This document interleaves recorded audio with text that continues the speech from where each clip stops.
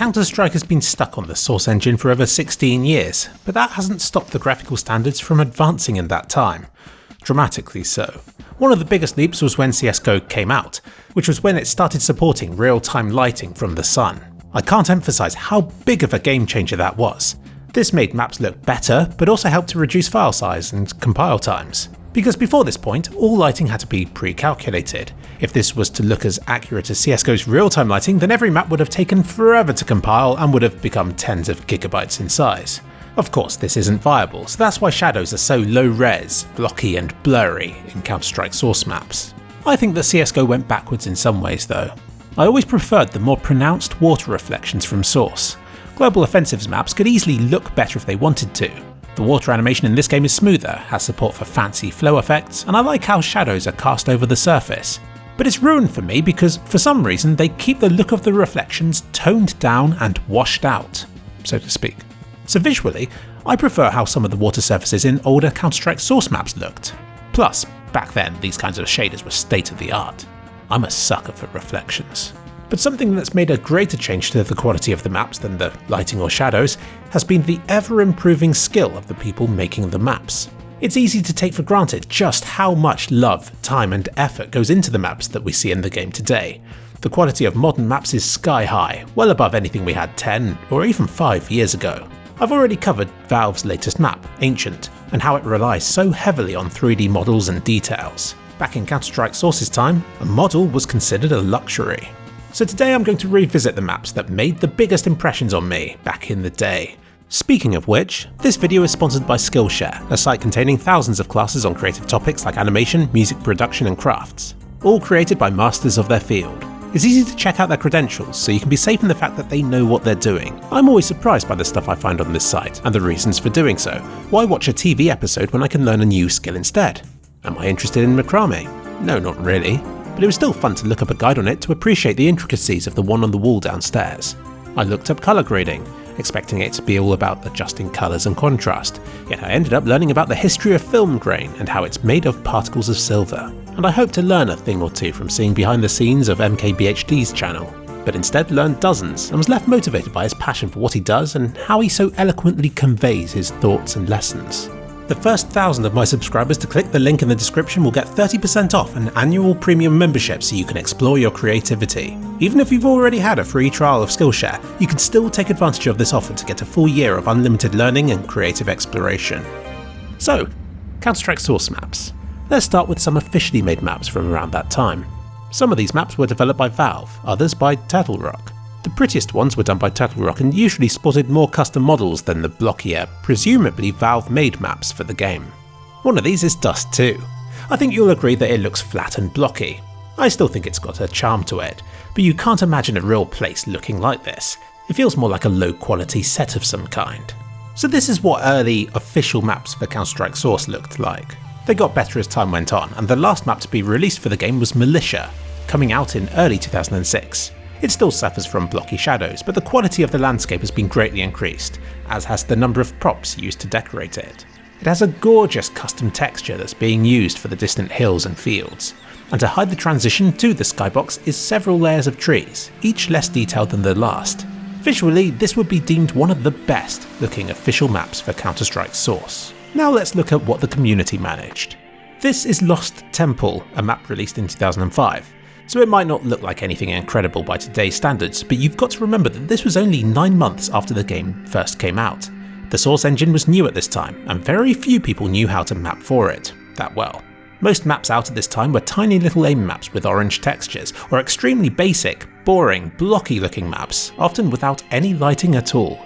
So for Lost Temple to come out with its own art style, custom textures, working radar and functional defuse layout was a really big deal for me.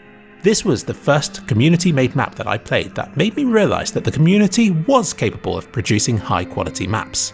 After this one, I couldn't wait to play on other custom maps, or indeed to make my own. Before this, I assumed that only Valve had the knowledge and manpower to create a good-looking diffuse map. What a crazy mindset to have, when these days we have more user-made maps than we know what to do with. It's worth mentioning the sequel, Lost Temple 2, which is even prettier, though it came out in 2008, a bit after I had moved on from Source. This one has quite a weird layout, featuring bomb sites down the middle of the map and lots of courtyards around the outside. Noir! This black and white map also came out early on, in 2005. If you're looking at this and thinking, what's so special about this one? Then yeah, I agree with you now, it doesn't look that great, and it doesn't play that well. But it's black and white. It's probably the first map I remember seeing that used colour correction in this way, and as a novice mapper at the time, who didn't know how to do this to my own maps, I saw the maker of this map as being a mapping genius, because he had made it all black and white. The takeaway from this map is simple. If you get there first, it's much easier to impress people. Simply by being black and white, not only do I still remember this rather subpar map 16 years after I played it, but I also remembered its name, and I suck with names. So thank you, Alex, for making this map. While you were probably unaware that this map left an impression on anybody, just know that I admired it, because it was black and white. CPL Mill. Players these days will know this map as being Tuscan, but I remember it as CPL Mill, which I think is roughly the same map but possibly with a few differences to its layout. I acknowledge this as being one of the first competitively viable custom maps that I ever played on. I was never too impressed with its visuals, and I admit I didn't like the layout too much either. But this was the map I associated good players with. It was the map that all of the pros played on all day long. So I play on it occasionally just to feel like I was part of something bigger. All the while wishing that I had made this map, because I would have made it much prettier. And with the map being so popular, people would have noticed and appreciated it. Maybe. Of course, there was nothing stopping me from editing it, nor was there anything stopping me from making my own map with prettier graphics. Yet I never did. So that's why I treasure CPL Mill. It felt like the gateway to something greater than myself, and it led to so many grandiose daydreams. Plus there was that awesome Easter egg that I try to activate every round. All of Nipper's maps were as creepy as hell. His name is well known, yet nothing much is known about the guy other than that his maps contain dozens of weird songs and bizarre references to things. And secrets which I will never find in a million years. He is the David Firth of the mapping scene.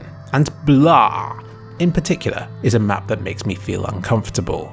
Not even no-clip God mode can make me feel safe from the terrors lurking within this map. I first heard about this map from a friend who bigged this map up as being something scary.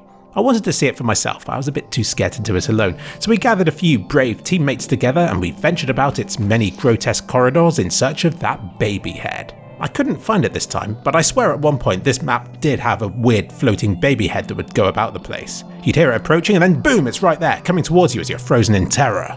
It was horrible at the time, but 10 years later I've come to realise that it was a high point of my teenage years.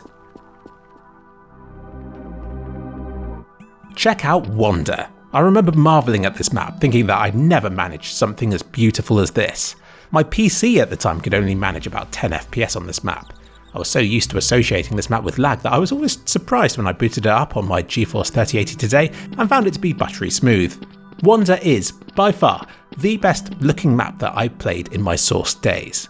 It felt like a product of several insanely talented people showing off just for the hell of it. I would stare out of that 3D skybox and think that this was perfection. And in the middle of it all was a museum sporting two battling giants. These were massive, detailed custom models. Now they're just showing off. And the floor was all nice and shiny and cube mapped too. All round, Wander was a spectacular map that might have been the reason for me to make this video in the first place. Maps these days have surpassed Wander's beauty, yet there's something about this map's cartoonish, playful and vertical nature that retains the heart and soul of the Counter-Strike Source era for me. Had they ported this to CSGO 6 years later, then I believe it would still have had what it took to appear in one of the first operations. Forest. This is a map that looks great in screenshots, but that falls utterly flat gameplay-wise. It's a mess of foliage and poor visibility. This is a Counter-Strike map made by somebody who's trying not to make a map for Counter-Strike. So why am I showing it? Firstly, because it was unusual to see such dense foliage in the Source engine, and secondly, because this map's maker then went on to do the beautiful remake of Dear Esther just a few years later. And the last one from my time with Counter-Strike is Suburbs, and this one really requires explanation into what makes it special to me.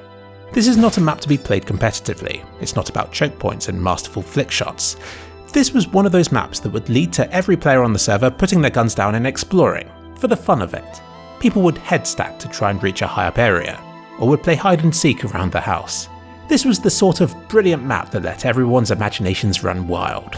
and I fear it's one of the casualties of the game's more recent hyper-competitive focus. I'm guilty of this as well. I can't get this excited about this map these days. Yet I can still remember a time when I did, and how I felt about this map back then. It felt like a real lived-in place, a beautiful house that you'd want to live in or to invite your friend over for a LAN or something.